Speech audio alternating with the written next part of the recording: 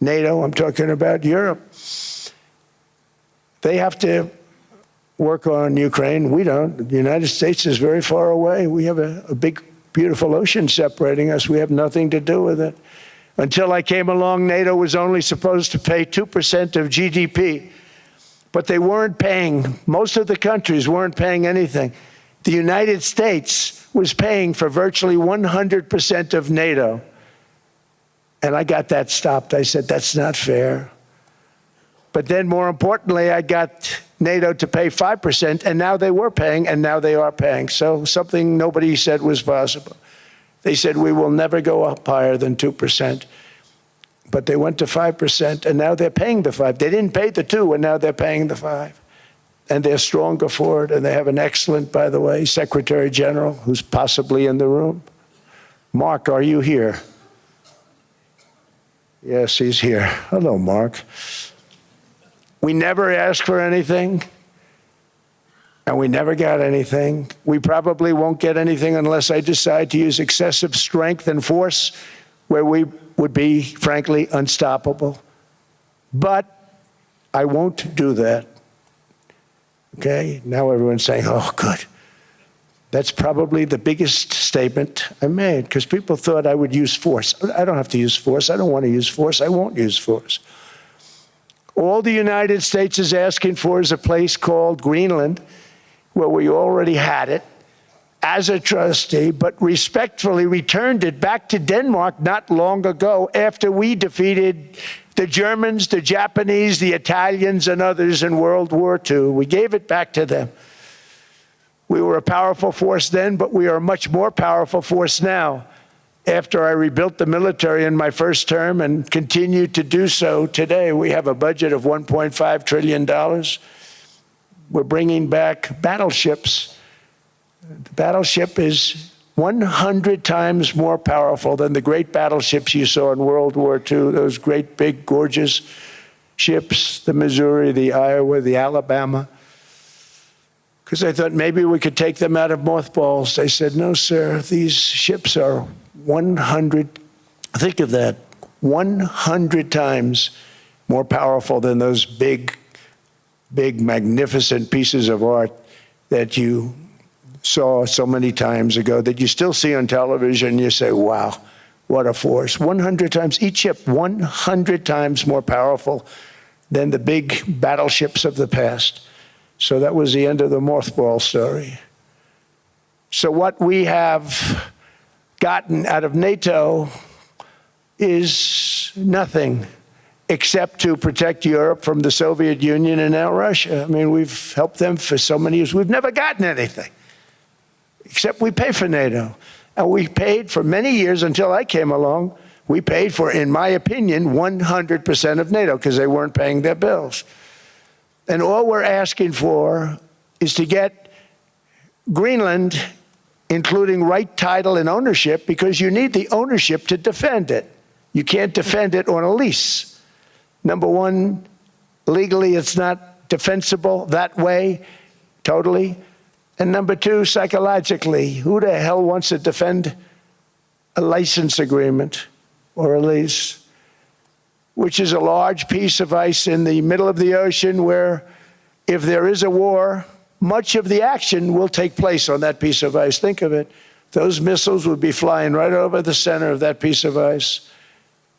All we want from Denmark for national and international security and to keep our very energetic and dangerous potential enemies at bay is this land on which we're going to build the greatest golden dome ever built. We're building a golden dome that's going to, just by its very nature, going to be defending Canada.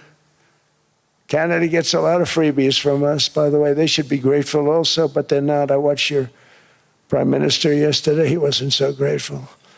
But they should be grateful to us. Canada lives because of the United States. Remember that, Mark, the next time you make your statements.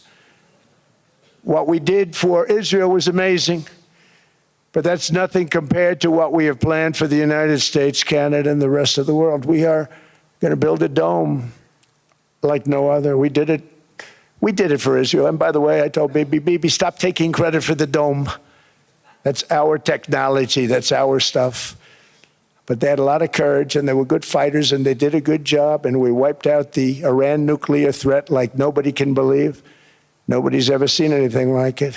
That, Venezuela, taking down Soleimani, wiping out al-Baghdadi when he tried to reinstitute ISIS. We did a lot. I did a lot of big things, all perfectly executed. Everyone was perfectly executed. Somebody told me that, a military expert told me, sir, everything you've done has been perfectly executed. I said, I know. So other presidents have spent, whether foolishly or not, trillions and trillions of dollars on NATO and gotten absolutely nothing in return. We've never asked for anything. It's always a one-way street. Now they want us to help them with Ukraine. And we say, we're going to. I'm really helping, not even them. I want to see, last week, if you saw, it was 10,000 soldiers, but last month it was 31,000 soldiers died. 31,000. That's this room times, the number of people in this room times 30. Think of it. 30,000 soldiers died in 1 month. The month before it was 27,000. The month before that it was 28,000. The month before that it was 25,000. It's a bloodbath over there. And that's what I want to stop. It doesn't help the United States, but these are souls. These are young people. Look like you, look like some of you right in the front row. They go to war. Their parents are so proud. Oh, there he goes, comes back.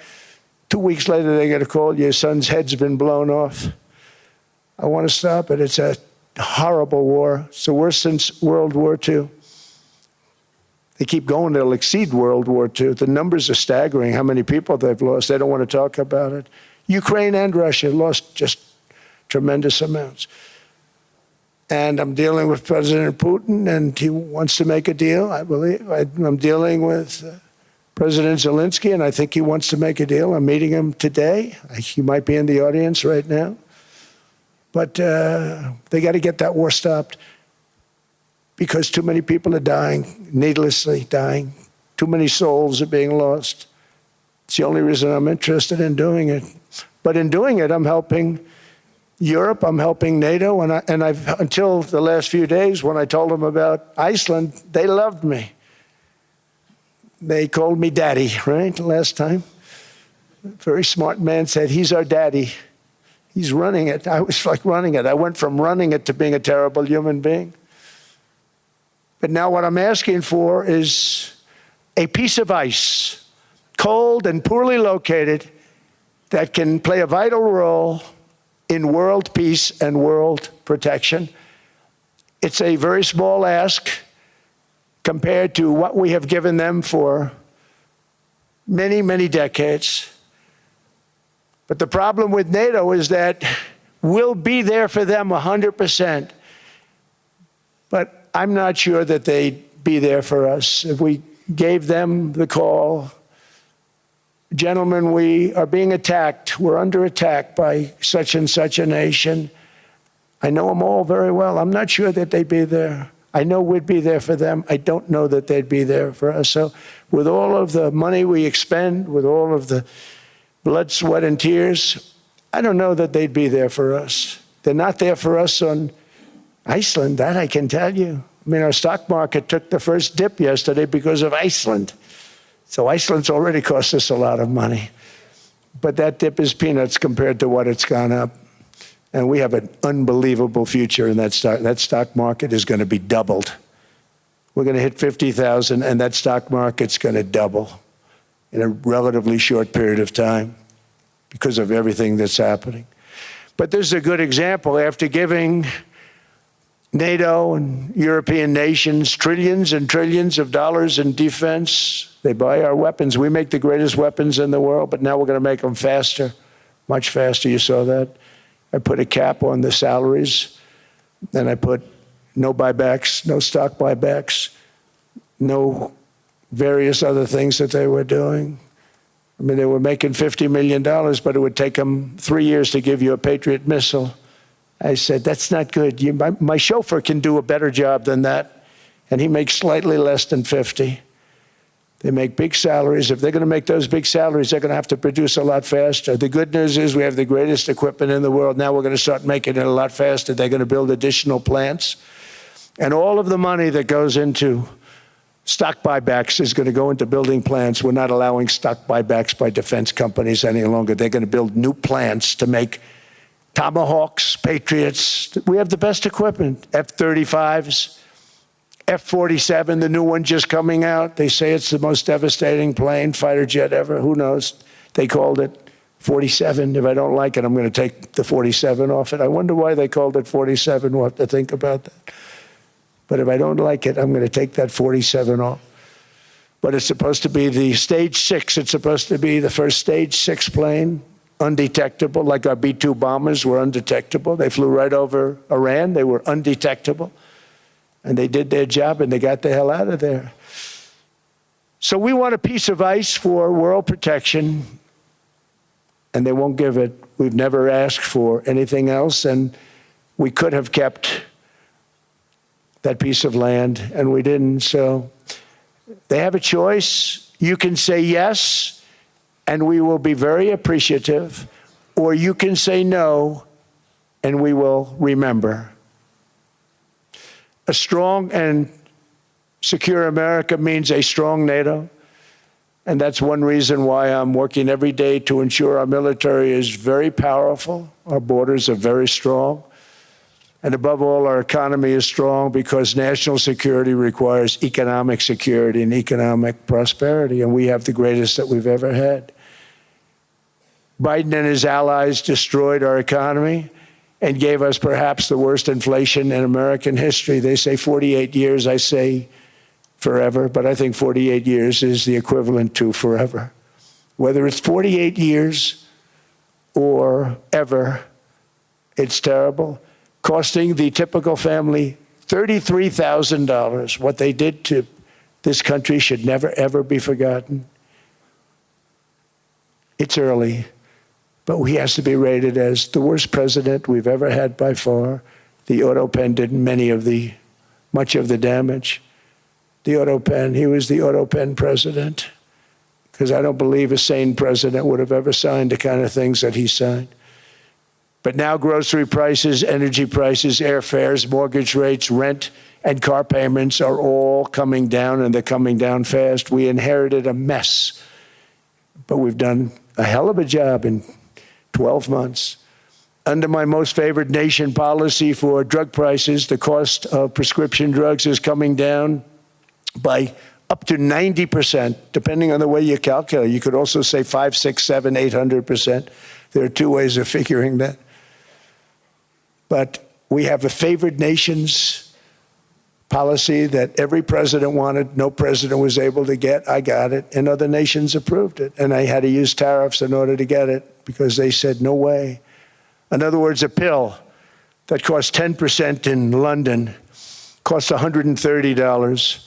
Think it costs $10 in London, costs $130 in New York or in Los Angeles. And I'd say, boy, that's bad. Friends of mine would say, you know, we go to London, you can buy the stuff for nothing. We go all over the world, we can buy it for nothing. Because basically America was subsidizing every nation in the world, because presidents allowed them to get away with it. It became very tough. So when I called up Emmanuel Macron, I watched him yesterday with those beautiful sunglasses. What the hell happened? But I watched him sort of be tough. But he was at $10 for a pill. And I said, Emmanuel, and I have all the big pharmaceutical companies are in total agreement. It wasn't easy, by the way. They're tough, smart. They've been getting away with this scam for a long time. But they gave it up. But they said, you'll never get the countries to approve it. I said, why is that? Because they won't. They always said, we're not paying any more. Get the rest for the United States. So over the years, they stayed the same. We just went up, up, up. And I mean, we would pay 13, 14, 15 times more than certain countries would. So I said, no, they'll approve it 100%. Sir, you'll never get them to approve it. I said, I guarantee you. But I actually started with Emmanuel, who probably is in the room too. And I like him. I actually like him. Hard to believe, isn't it? And I said, Emmanuel, you're going to have to lift the price of that pill to $20, maybe $30. Think of that. That means it's a doubling of prescription drugs. Might be a tripling, might be a quadrupling. It's not easy. No, no, no, Donald, I will not do that. I said, yes, you will, 100%. He said, no, no, no. You're asking me to double. I said, Emmanuel, you've been taking advantage of the United States for 30 years with prescription drugs. You really should do it, and you will do it. I have no doubt. In fact, I am 100% sure you're going to. No, no, no, I will not do it. Because he has to, in all fairness to him, he has to double or triple. Because the world being a bigger place than the United States, it's not that you meet in the middle. You just have to go up some, and we come down a lot. They go up a little, we come down a lot. So we're at $130, they're at 10. So they may have to go to 20 or 30. No more than that. I said, Emmanuel, you're going to be doubling or tripling? No, no, no. I said, here's the story, Emmanuel. The answer is you're going to do it. You're going to do it fast. And if you don't, I'm putting a 25% tariff on everything that you sell into the United States and a 100% tariff on your wines and champagnes. And that's about 10 times more than what I'm requesting. And you're going to do it. I don't want to go public with it, but you may make me do that. No, no, Donald, I will do it. I will do it. It took me, on average, 3 minutes a country, saying the same thing. You will do it. They all said, no, no, no, I will not do it. You're asking me to double the cost of prescription. I said, that's right, because you've been screwing us for 30 years.